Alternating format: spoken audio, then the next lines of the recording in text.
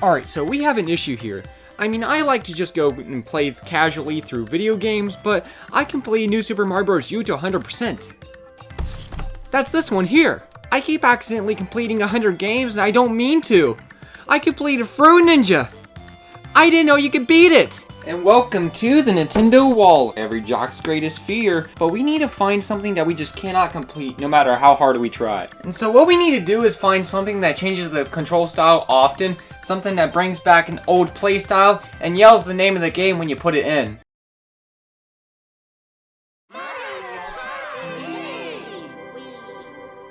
I was just going to suggest Just Dance 2018. What game has 2 words and lets you make others go bankrupt? Monopoly Jr.? Mario Party 8. I hope you like Busted Eardrums the game, because that's what we're playing today! Mario Party 8 was the first Mario Party game to be released on the Wii back in 2007. The development of Mario Party 8 is a bit fuzzy. There's not a whole lot documented on the game other than it was announced in 2006 with a demo at E3 that year. The game was developed by Hudson Soft, being the last Mario Party game to be developed by them. But how does Mario Party 8 favor with the audience though? IGN says it was torture. Mario Party 8 had mixed reviews when it came out, and I can see some of their points. One thing I noticed is that the characters feel stiff in this game, which isn't much of a surprise with Mario Party 8 when the Mario Party games on GameCube had the same issue. Since the Wii has a motion controller this time around, you know they had to make like at least half the minigames motion control based, and before you know it, you're casting spells. Now I'm fine with motion controls for games, but this makes you use motion controls for literally everything. Everything has you doing some sort of motion controls, but this was the early days of the Wii. What? Why? And as far as I can see, this game has no minigames that return from any previous Mario Party. Mario Party 8 has 6 boards to choose from, which I'll get into more detail later. But Mario Party 8 is still a Mario Party game where you had to go up against 3 other people in a board game with minigames with the goal to collect as many stars as possible by the end of the game. Sounds simple, right?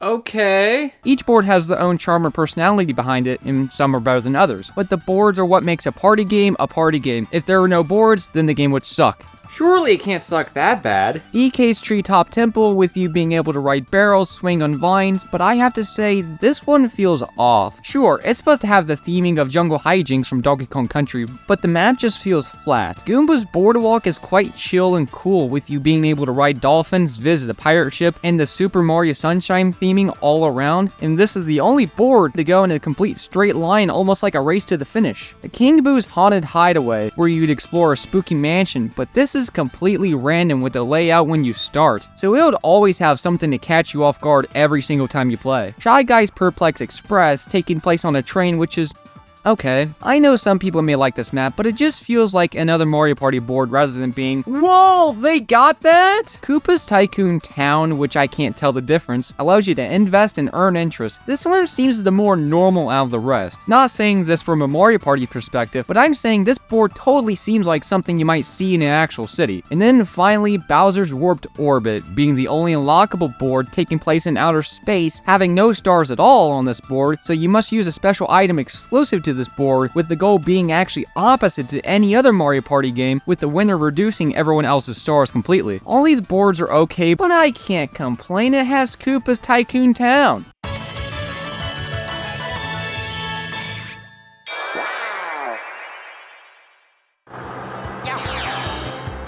It's a good thing I'm all for. That is my personal favorite because it has a lot of strategy in it. You have to decide how much to invest in a hotel, and you can even steal other players' hotels by outbidding them. It's almost like Monopoly, but with Mario characters. But enough about the boards, that's only half the game. I don't want to know what a Party 8 is. I have played worse. The minigames are the other half. There are 73 in total, which is oddly less than the previous Mario Party. And yeah, you know the whole 4 versus 4, 2 versus 2, 1 versus 3, you get the point. The minigames do feel weird.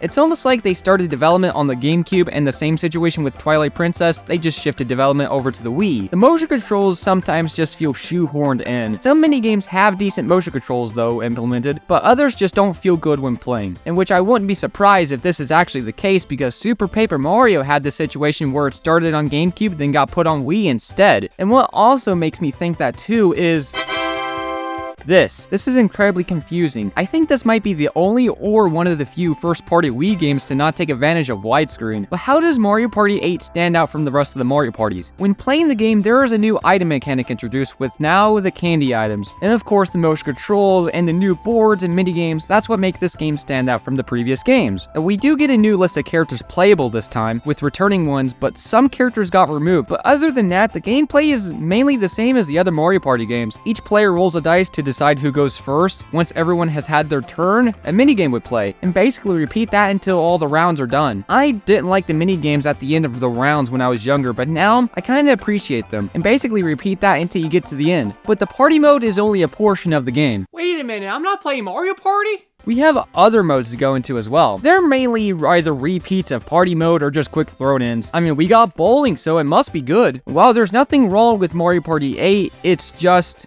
basic Mario Party. But then after Mario Party 8, they wanted to try something new. Keyword, try. But when they wanted to revisit the classic Mario Party formula, they never really specifically picked anything from Mario Party 8 to revisit. That tells me Nintendo didn't want it. So what's the harm in keeping Mario Party 8? It just tells me that they might finally head in the right direction, right? I'll put a pen in that.